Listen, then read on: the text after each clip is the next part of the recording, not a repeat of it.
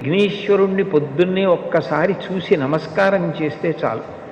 అది లోకంలో ఎక్కడా లేని విశేషం. ఒక్కసారి ఆయన ముఖం వంక చూసి నమస్కారం చేసి 16 నామములు ఉన్న శ్లోకం చెప్పి బయటికి వెడితే చాలు విజయం సిద్ధిస్తుంది అని.